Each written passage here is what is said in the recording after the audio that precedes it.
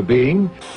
And we are, as a people, inherently and historically opposed to secret societies, to secret oaths, and to secret proceedings. What is the Bohemian Grove? Well, it's a kind of summer camp for the powerful.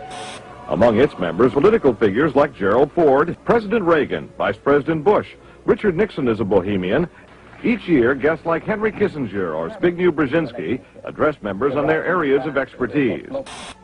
For we are opposed around the world by a monolithic and ruthless conspiracy. It is a system which has conscripted vast human and material resources into the building of a tightly knit, highly efficient machine.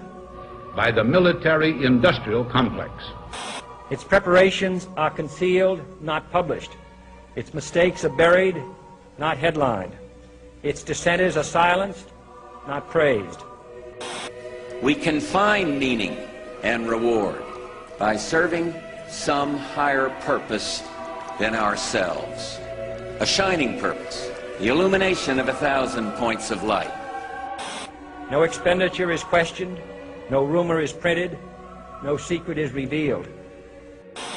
We have before us the opportunity to forge for ourselves and for future generations a new world order.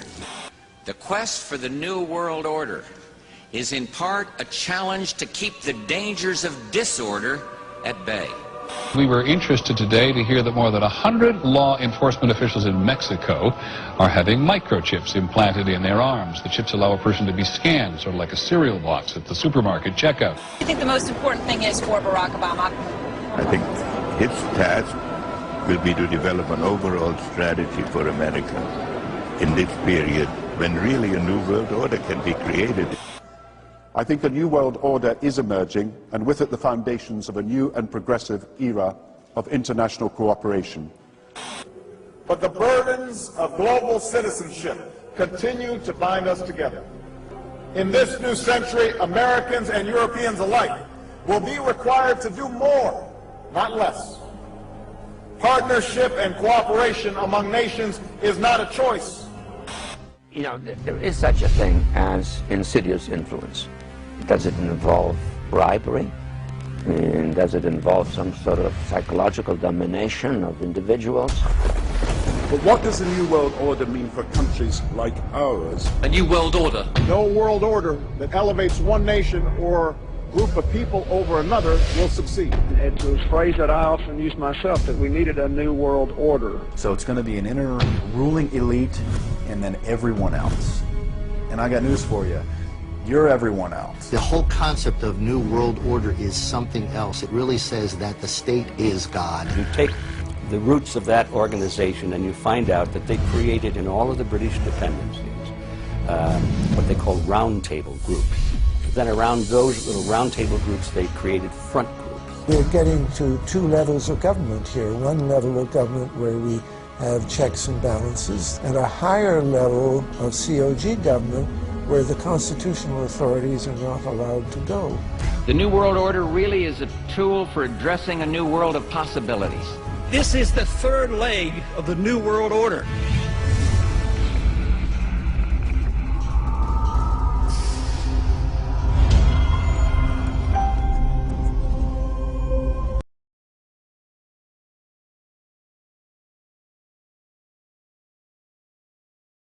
The Prophet sallallahu alayhi wa sallam declared,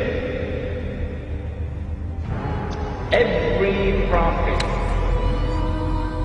warned his people about the Antichrist, about Dajjal, the false Messiah.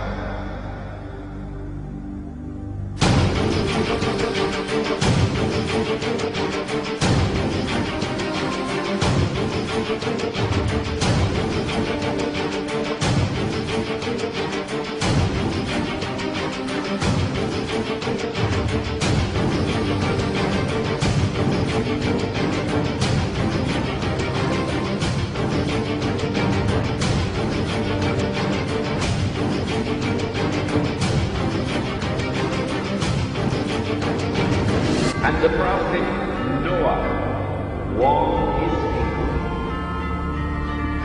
But I say to you something that none have ever said before.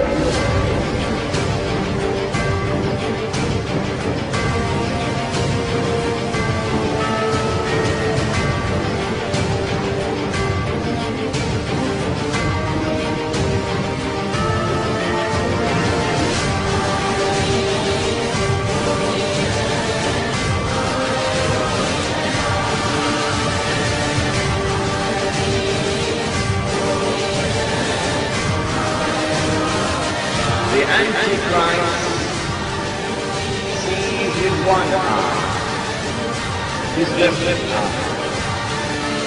He's blind in the right eye. It looks like a buzzing great. But your Lord is not one eye.